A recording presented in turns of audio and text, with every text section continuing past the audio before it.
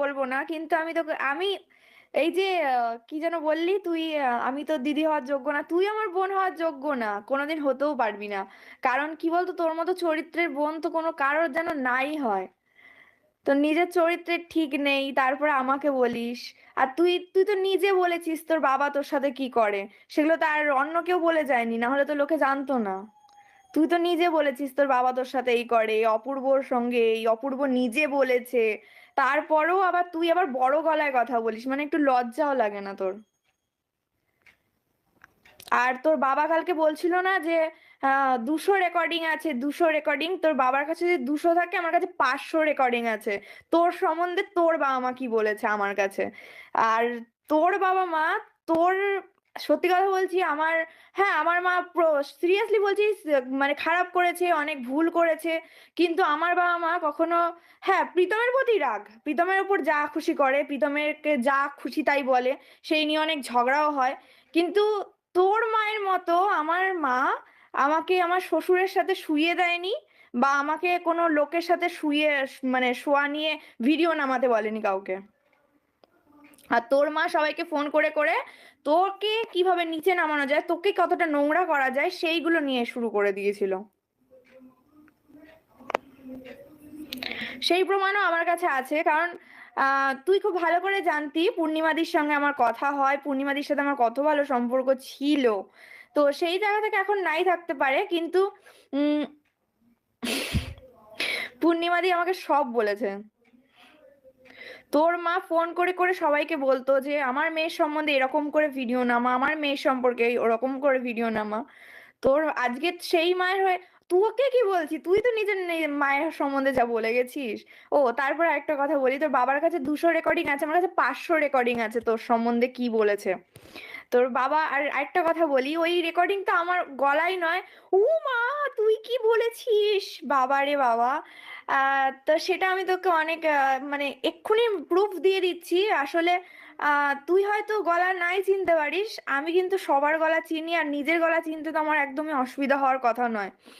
তো ওরা একটা যে রেকর্ডিং শুনিয়েছে, সেটা হচ্ছে অন্য একজনের রেকর্ডিং।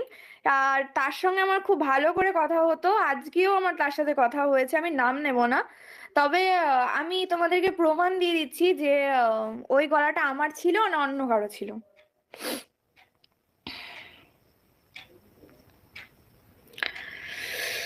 হুম।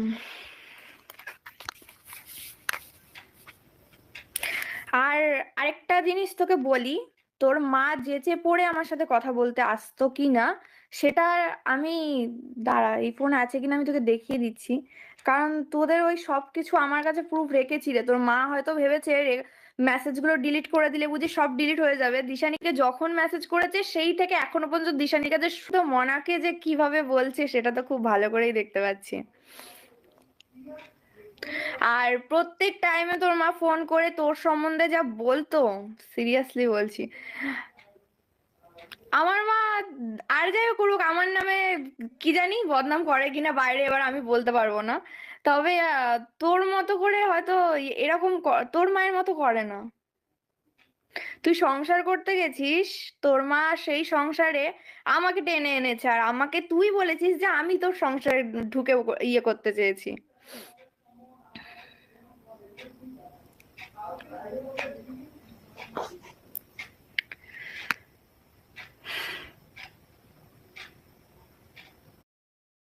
अगर ये सच है तो मेरे पैरों से ওই তো রক্ষী তোর বাবার, ও তো নিজে বলেছে, ও তো নিজে বলেছে যে ওর বাবা ওর সাথে কি করে। ওর বাপ কত কিছু ব্ল্যাকমেল করেছে, কত কিছু ইয়ে করেছে, প্রীতমকে বলেছে আমাকে এখনই বিয়ে করতে হবে, আমার বাবা আমার সঙ্গে এই করে ওই করে। তা আমার বাবা হাত থেকে বাঁচানোর জন্য কত কিছু শুনেছি। তাহলে সেগুলো কোথায় গেল এখন? এখন বাবা, হ্যাঁ বাবা, বাবা শোনাও শোনাও, আমার সুপার হিরো তুমি শোনাও, আরেকটা রেকর্ডিং শুনিয়ে দাও। তোর আরেকটা রেকর্ডিং আমি তোকে শোনাচ্ছি। কালকের রেকর্ডটা আশা করি সবাই শুনেছিলে। তো আরেকটা তোমাদেরকে শোনাই। আমি ওর সঙ্গে তো কথাই বলি না। এটা আমার তোমার গলা। সাথে মনে আছে ফার্স্ট দিন কথা বলেছিলাম, তারপরে এটা যার রেকর্ডিং কালকে শুনেছি তার গলা। কথা হতো, এবার ও আমাকে বলেছে তুমি দিশানির সাথে কল করে কথা বলেছো? আমি বললাম হ্যাঁ বলেছি, কেন? বলছে না কিছু না, এরকম বলে ওর ফোনটা কেটে দিয়েছিল অনেক দিন আগে। মনে আছে তোমার সাথে ফার্স্ট যেদিন কথা বললাম, আমার নাম্বারটা ট্র্যাক করা, তো ওই জন্য এখন শুনতে পেলে? এটা আমি আরেকটু ক্লিয়ার ভাবে তোমাদেরকে শুনিয়ে দেব। সেটা হচ্ছে, দাঁড়াও লাইভ থেকে বার করে দেখাচ্ছি তোমাদেরকে।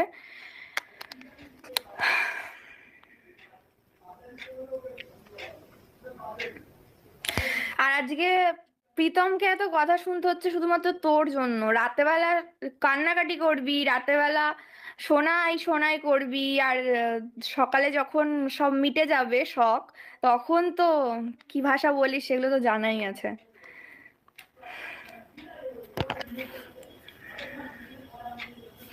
অনেক মানুষ দেখেছি রে, কিন্তু তোর মতো দেখিনি। সকালবেলা এক মুড থাকে, আবার রাতবেলা আরেক মুড।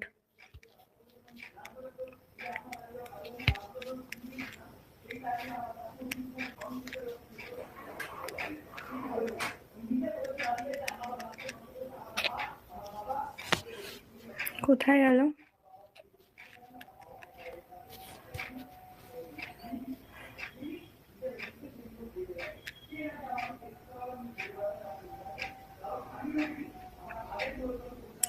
এক গাদা তো আইডি।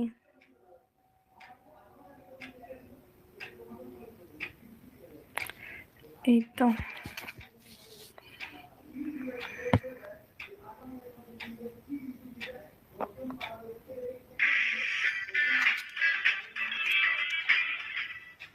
তিনশো রেকর্ড আছে ওদের কাছে। ওকে কিন্তু টেনে নেবে, ও কিন্তু বাড়িতে থাকবে না। আমার আচ্ছা, ক্ষেত্রে তাই এটা আমার হয়েছে। গলা। আমি নিজেকে দিয়ে বলছি, আমার সেম হয়েছে। আমি ছিলাম না, আমি ওর মতনই পাগলামো করেছিলাম। তা বলে অত নয়। আমার মা আমাকে বলছে যা তুই যা করবি কিন্তু একদিন বুঝবি। আর ঠিক আছে, যা করবি একদিন বুঝবি। এটা কোন অংশে ভাই আমার গলা জানি না আমি। আর সেকেন্ড রেকর্ডিংটাও আশা করি শুনিয়ে দিয়েছি। আর ওই তোর সোমা দিদি ভাই, ধরিত্রী দিদি ভাই, ওদের সাথে নাকি তুই কথা বলিস না। এক মুখে কত কথা বলিস রে। ক্ষমা করে দিও আমাকে, আমি তোমাদেরকে ওইভাবে বলতে চাইনি, তোমরা আমাকে ভুল বুঝো না।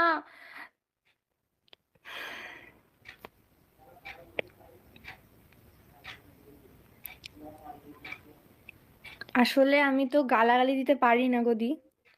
আমি তো ওর মতো গালাগালি দিতে পারবো না, আমার পক্ষে সেরকম ভাবে সম্ভব না।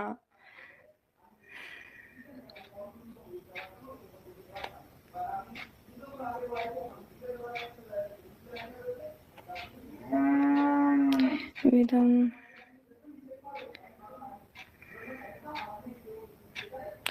হ্যাঁ হ্যাঁ, ও খুব ভালোবাসে, সিরিয়াসলি বলছি, প্রীতমকে ও এতটাই ভালোবাসে যে রাতেবেলা কান্নাকাটি করে, শোনাই শোনাই করে, আর পরের দিন সকালবেলা সব ভুলে গিয়ে আবার সন্ধ্যে থেকে গালাগালি দেওয়া শুরু করে। এটাই হচ্ছে ওর ভালোবাসা। আজকে প্রীতমকে এতটা সবার কাছে ইয়ে করেছে, একমাত্র ওর জন্য আজকে প্রীতমকে এত কথা শুনতে হচ্ছে। এটাকে আবার তোমরা বলে ভালোবাসা?